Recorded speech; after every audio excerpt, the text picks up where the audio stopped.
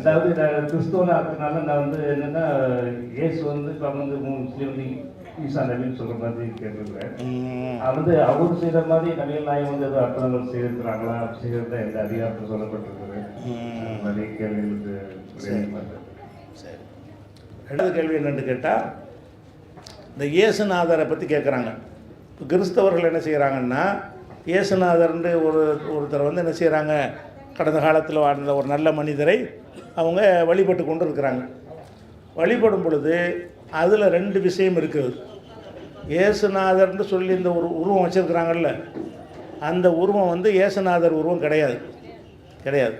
ஏன்னா இயேசுநாதருடைய உருவமே என்னென்னு கேட்டால், பைபிளில் சொல்லப்படுகிறது, அவருடைய உருவம் வந்து காண விரும்பத்தகாததாக இருந்தது. அவர் அவர் அழகாக இருக்க மாட்டாராம். இயேசுநாதர் வாழும்போது அவர் ஒரு அழகான தோட்டத்தில் இருக்க மாட்டாருங்கிறது தான் பைபிள் பிரகாரம் உள்ள ஒரு விஷயம் ஒன்று. ரெண்டாவது வந்து இதெல்லாம் ஒரு அப்போ இன்னும் திருவள்ளுவர் சிலை நீங்கள் பார்த்துருக்கீங்களா? அது திருவள்ளுவரா? இல்லை, அவர் 2000 வருஷத்துக்கு முந்தி உள்ளவர். அப்போ யாரும் ஃபோட்டோவெலாம் எடுத்து வைக்கலை. அப்போ யாரும் அவர் வரையவும் இல்லை. இப்போ திமுக ஆட்சி, கலைஞர் ஆட்சியில் இருக்கிற காலத்தில் தான் என்ன செஞ்சாங்கன்னா, திருவள்ளுவருக்கு ஒரு உருவம் கொடுக்கணும்னு சொல்லி ஒரு போட்டி மாதிரி கொடுத்தாங்க. பலரும் இஷ்டத்துக்கு வரைஞ்சி அனுப்புனாங்க. இப்படி இருந்தால் நல்லாயிருக்கும், அப்படி இருந்தால் நல்லாயிருக்கும், முரட்டு மீசை வச்சு ஒரு திருவள்ளுவர், தலைப்பக்கட்டி ஒரு திருவள்ளுவர், பல வகையை அனுப்புனாங்க. அதில் இந்த சாமியார் மாதிரி ஒரு லுக்காக இருக்குது இது அப்படின்னு தேர்ந்தெடுத்துக்கிட்டாங்க. இது ஒரு மனுஷன் கற்பனையில் தோன்றியது. இப்போ நீ திருவள்ளுவர்னு சிலை வைக்கிறாங்களே, பொதுவாக சிலைங்கிறதே போலி. சிலையை எனக்கே சிலை வச்சா கூட போலி தானே. என்னைய மாதிரியே ஒரு சிலையை வச்சா அது நானா? அந்த சிலைக்கு ஏதாவது சக்தி இருக்குமா? அது நான் ஆகுவேனா? அப்போ அதுவே போலி. இது போலிக்கு டபுள் போலி. இது ஏன்னு கேட்டால், இது திருவள்ளுவரை இப்படி இருக்கலை. இவங்க காட்டுற திருவள்ளுவர் இருக்கிறாரு இந்த மாதிரி இருக்கவே இல்லை. இன்னும் சொல்ல போனால், திருவள்ளுவரை பற்றி ஒரு 100 ஆண்டுகளுக்கு முன்னாடி வெளியிடப்பட்ட பல புத்தகங்களில் வந்து அவர் தாடிலாம் இல்லாதவராகத்தான் அவர் வரைஞ்சிருக்கிறாங்க. இப்போ உள்ள திருவள்ளுவர் தான் பெரிய தாடிலாம் போட்டு ஒரு நான் போட்டு என்ன செய்கிறாங்க, ஒரு முனிவர்கள் இருப்பாங்கள்ல, அந்த ஒரு கெட்டப்பை கொடுத்து நினைஞ்சிட்டாங்க, உண்டாக்கிட்டாங்க. அதே மாதிரி தான் இயேசுநாதர் என்பவருக்கு இந்த உருவம் பிற்காலத்தில் இந்த மாதிரி அறிவிப்பு செஞ்சு போட்டி வச்சு இதை தேர்ந்தெடுத்து நினைஞ்சாங்க. அதில் வந்து சில நாடுகளில் இயேசுநாதருக்கு வேறு உருவமாக இருக்கும். வேறு நாடுகளில் எனக்கு வேறு நாட்டுடைய சர்ச்சுகளில் வந்து அவங்க நாட்டில் ஒரு அறிவிப்பு செஞ்சு கொடுக்கும்போது அவர் ஒரு நீக்குறோ மாதிரி ஒரு டைப்பில் அவரை கொண்டு வச்சுருப்பாங்க இயேசுநாதர்னு. அப்படிப்பட்ட ஆலயங்களும் இருக்கிறது உலகத்தில். இயேசுநாதர் அந்த மாதிரி கோலத்தில் காட்டுறது. ஏன்னா இயேசுநாதர்னு ஒருத்தர் இருந்தார், நிஜம். அவர் இருந்தது திருவள்ளுவர் காலத்துக்கு நெருக்கம். வள்ளுவர் ஆண்டு எத்தனை? இப்போ 2000 சச்சம், கிபி 2000 சச்சம் தான். அப்போ 2 பேருமே இந்த 2000க்கு முந்தின ஆளுக்கு தான். சின்ன முன்ன பின்ன வரும். வள்ளுவராக இருந்தாலும் சரி, இயேசுநாதராக இருந்தாலும் சரி, 2000 ஆண்டுகளுக்கு முந்தியவர்கள். அதனால் இயேசுநாதருக்கும் போட்டாவோ உருவமோ கிடையாது. அப்போ இயேசுநாதர் நம்ம மக்கள்கிட்ட கொண்டு போய் சேர்க்குறாதான் உருவம் வேணும். ஒரு உருவமாக கொண்டு போய் சேர்த்தா தான் மக்கள் ஈர்ப்பாக இருக்கும்னு இவங்க கண்டுபிடிச்சாங்க. இயேசுநாதர் அவர் உருவத்தை வணங்கவும் சொல்லலை, அவர் உருவம் இதுவும் அல்ல. இதை நம்ம விளங்கிக்கிறணும். அந்த இயேசுநாதரை பொறுத்த வரைக்கும் கிறிஸ்தவர்கள் எப்படி நம்புகிறாங்கன்னு கேட்டால், அது கடவுளுடைய மகன் என்று நம்புகிறாங்க. எப்படி நம்புகிறாங்க? கிறிஸ்தவர்கள் வந்து இயேசுநாதர் யாருன்னு கேட்டால் பிதான்னு சொல்லுவாங்க. பிதா சுதன். பிதாண்டா தகப்பன், சுதன்னா மகன். அப்போ கர்த்தர் ஒருத்தர் இருக்கிறாரு, அவருக்கு பேர் பிதா. இவர் சுதன்னா குமாரன். அப்போ இயேசுவுக்கு குமாரன் என்று கடவுள் என்று ஒருத்தர் இருக்கிறாரு, அவருடைய மகன்தான் இயேசு அப்படின்னு என்ன செய்கிறாங்க, கிறிஸ்தவர்கள் நம்புகிறாங்க. இஸ்லாம் என்ன சொல்லுதுன்னு கேட்டால், அந்த இயேசுன்னு சொல்கிறாங்கல்ல, அது வந்து கற்பனை கிடையாது, நிஜம்னு சொல்லுது. இஸ்லாம் என்ன சொல்லுது? இயேசுடைய படம் தான் பொய். இயேசுன்னு ஒருத்தர் இருந்தார். வாழ்ந்தார். நபிகள் நாயகத்துக்கு ஒரு 570 ஆண்டுகளுக்கு முன்னாடி வாழ்ந்த ஒரு மனிதர். அவரை நல்ல மனிதர் என்று இஸ்லாம் அந்த வரலாறை மெய்ப்படுத்து. இஸ்லாம் நல்ல மனிதர், அவர் ஒரு கடவுளுடைய தூதர், அவர் வாழும் பொழுதெல்லாம் ஒரு கடவுளை வணங்குங்க என்று தான் சொன்னார். முகமது நபி என்ன சொன்னாங்க? ஒரு இறைவனை வணங்குன்னு சொன்னாங்க. என்னையே வணங்கக்கூடாதுன்னாங்க. முகமது நபி நாங்கள் வணங்க மாட்டோம். மாநாடு நடத்துகிறோம்னா அவங்கள பாராட்டுவோம், அவங்கள பின்பற்றுவோம், அவங்கள முகமது நபியே நபிகள் நாயகம்னு நாங்கள் கேட்கக்கூடாது. ஏன்? அவர் வந்து மனிதர், இறைவனை பற்றி எங்களுக்கு சொல்லித்தந்தார். இறைவனை வணங்கணும்னு சொன்னாரே தவிர நபிகள் நாயகத்தை நாங்கள் வணங்கலாமா? வணங்கக்கூடாது. அவர் கடவுள் கிடையாது. கடவுளாக இருந்தால் முதல் சாவக்கூடாதுங்க. கடவுளுடைய முக்கியமான தன்மை என்ன? செத்தா எப்படி கடவுளாக இருக்க முடியும்? பிறப்பும் இல்லை இறப்பும் இல்லைன்னு இருக்குல்ல. இஸ்லாமில் தான் என்ன சொல்லப்போனால் கடவுள்னா ஒரு பிறப்பும் இல்லவர், இறப்பும் இல்லை இல்லாதவர். இயேசுநாதருக்கு பிறப்பு உண்டா இல்லையா? இயேசுநாதருக்கு ஒரு கிபி 2000 சொல்கிறீங்களே, வருஷம் சொல்கிறீங்கள. இப்போ கிறிஸ்து பிறந்து 2023 ஆண்டு ஆயிடுச்சுங்கிறீங்கல்ல, அதான் கிபி நம்ம வருஷம் சொல்கிறோம்ல, அது இயேசுவை வச்சு தான் சொல்கிறோம். இப்போ 2023 ஆண்டு பிறந்துச்சுங்கிறீங்களா, அதுக்கு என்ன அர்த்தம்? உலகம் தோன்றி 2023 கிறிஸ்துவுக்கு பிந்தி 2023 அர்த்தம். அப்படின்னா அவர் 2023 வருஷத்துக்கு வந்து அவர் இல்லை, அதான் அர்த்தம். 2023 ஆண்டு ஆட்சின்னு சொன்னால் 2023 ஆண்டுக்கு முன்னாடி அவர் இருந்தாரா? இல்லை. 2023 ஆண்டுக்கு முந்தி தான் அவர் பிறக்கிறார். அப்போ ஒருத்தருக்கு ஒரு பிறப்பு வந்துட்டாலேயே அவர் கடவுள் இல்லை. பிறந்தவர் இப்படி கடவுளாக இருக்க முடியும்? அதுக்கு முந்தி உள்ளதெல்லாம் யார் பார்ப்பா?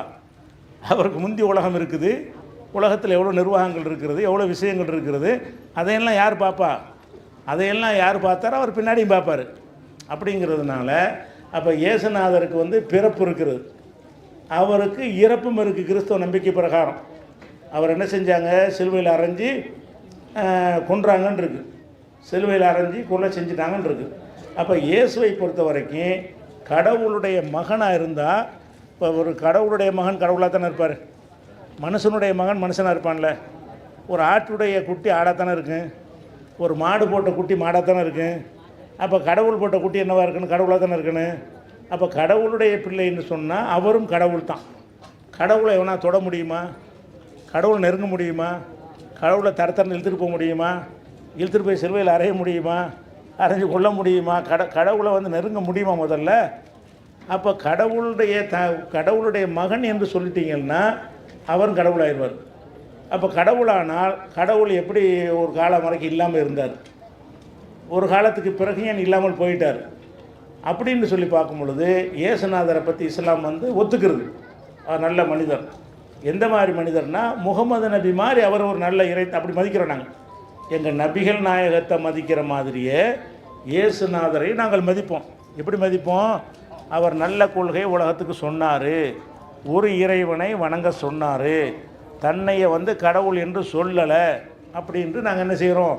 தெளிவாக நம்புகிறோம். இன்னும் சொல்லப்போனால் இந்த பைபிள் முழுசும் இதெல்லாம் நானாக சொல்லலை, முஸ்லீமாக இதை நான் சொல்லலை, பைபிளில் இருந்தே சொல்லுகிறேன்.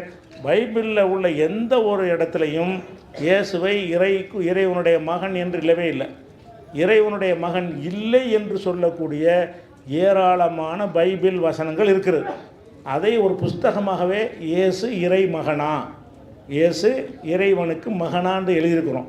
அந்த புஸ்தகத்தை வந்து அவன் ஐயாவுக்கு நம்ம என்ன செய்வோம்? அப்போ கொடுப்போம், இயேசு இறை மகனான்னு கொடுத்துருங்க. இயேசு இறை மகனாண்டு அந்த புஸ்தகத்தில் இயேசு வந்து தன்னை கடவுள் குமார்னு சொன்னாரா? இல்லை. என்ன புத்திரண்டு வருது என்னென்னு கேட்டால் எல்லாருக்கும் சொல்கிற வார்த்தை அது. இயேசுவுக்கு சொல்கிற மாதிரியே மனிதர்கள் எல்லாருமே வந்து பிள்ளைகள்னு பைபிளில் சொல்லப்படுது. பிள்ளைகள்னு சொன்னால் பெத்த பிள்ளைங்கிற அர்த்தத்தில் சொல்லப்படலை. அடிமை, அதாவது குமாரங்கிற வார்த்தை வரும் பைபிளில், இயேசுவுக்கு மாத்திரம் வராது. யாருக்கு ஒரு தாவீது என் சிரேஷ்ட குமாரன், தாவீதும் குமாரன்ட்டு வரும். நீங்கள் எல்லோரும் நீங்கள் குமாரர்களாக இருக்கிறீர்கள்னு வரும், நம்மெல்லாம் குமாரன்ட்டு வரும். அப்போனா அந்த குமாரருக்கு என்ன அர்த்தம்? மகன்கிற அந்த அர்த்தம் கிடையாது. அடிமைகள் என்னால் படைக்கப்பட்டவர்கள்ங்கிற அர்த்தத்தில் கடவுள் சொல்வதாக பைபிளில் சில வசனங்கள் இருக்கிறது. இயேசு குமார் என் குமாரன்ட்டு இயேசுவை சொல்லிட்டாராம், பைபிளில் இருக்குது. அது இயேசுவுக்கு மட்டும் சொல்லலை, தாவீது ராஜாவுக்கு சொல்லி இருக்கிறது. இன்னும் ஏராளமான ஆட்களுக்கு சொல்லப்பட்டிருக்கிறது. உங்களுக்கு சொல்லப்பட்டிருக்கு, எனக்கு சொல்லப்பட்டிருக்கு. எல்லாருமே கடவுளின் குமாரன்னு சொல்லப்பட்டிருக்குது. அது குமாரன் அவர் பெற்றாரா? நமக்கு தந்தை அவர், அந்த அர்த்தம் இல்லை. அவரால் படைக்கப்பட்டவர்கள், அந்த அர்த்தத்தில் தான் அது வருதுங்கிறத விலைக்கு அந்த புஸ்தகம் போட்டிருக்கிறோம். அப்போ இயேசுவை பற்றி நம்ம என்னன்னா, கடவுளுடைய குமாரங்கிற இந்த கருத்து வந்து எப்போ உண்டானுச்சு என்று கேட்டால், இயேசு காலத்தில் இந்த கிறிஸ்துவம் உண்டாகலை. நல்லா விளங்கிக்கிறங்க.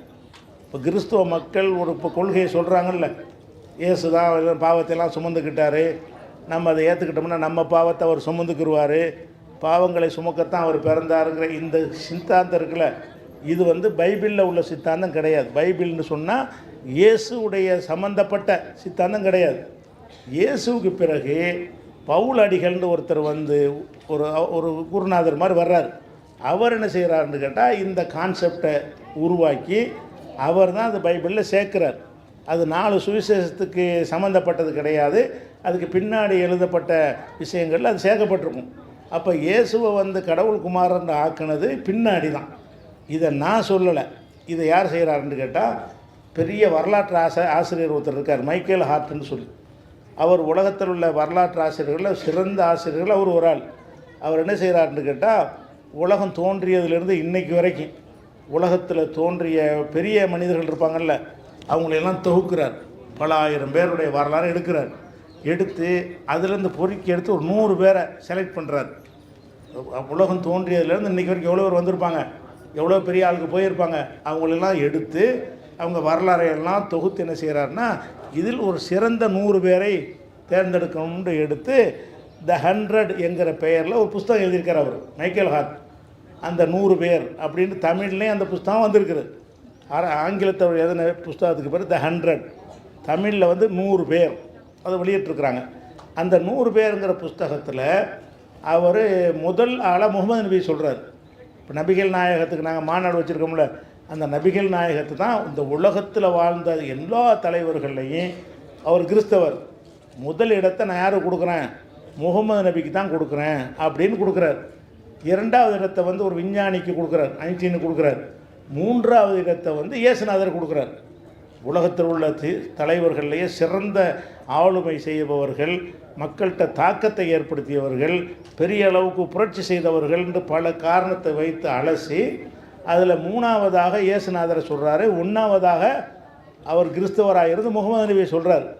சொல்லும்போது அவர் ஒரு காரணத்தை சொல்கிறார், நான் ஒரு கிறிஸ்தவன், நான் ஏன் இயேசுவை சொல்லலை, முகமதுவை என் முதலிடத்தில் கொடுத்துருக்குறேன், இயேசுவை கொடுத்துருக்கலாமேன்னு நீங்கள் நினைக்கலாம். ஏன் கொடுக்கலன்னு சொன்னால் இஸ்லாம்னு சொல்லக்கூடிய எல்லா விஷயமுமே முழுக்க முழுக்க முகமது நபி தான் அது சொந்தக்காரர். இஸ்லாத்தை வேறு யாரும் உண்டாக்கி செய்யலை. இஸ்லாம்னு அவங்க என்ன செஞ்சாலும் அதனுடைய அத்தனை பொறுப்பு யாருக்குரியது, முகமது நபி காலத்தில் உண்டாக்கப்பட்டது தானே தவிர அவருக்கு பிந்தி உண்டாக்கி சேர்க்கப்பட்டதல்ல இஸ்லாம் என்பது. ஆனால் கிறிஸ்தவம் என்பது இயேசுவுக்கு சம்பந்தம் இல்லை. அவர் சொல்கிறார், இயேசுவுக்கு பிந்தி பவுல் அடிகள் உண்டாக்குன காரணத்தினால அதனால் இயேசுவை மதிக்கிறாங்களே தவிர இந்த கிறிஸ்துவ கொள்கையை உண்டாக்குனவரே இயேசு இல்லைன்ட்டார்.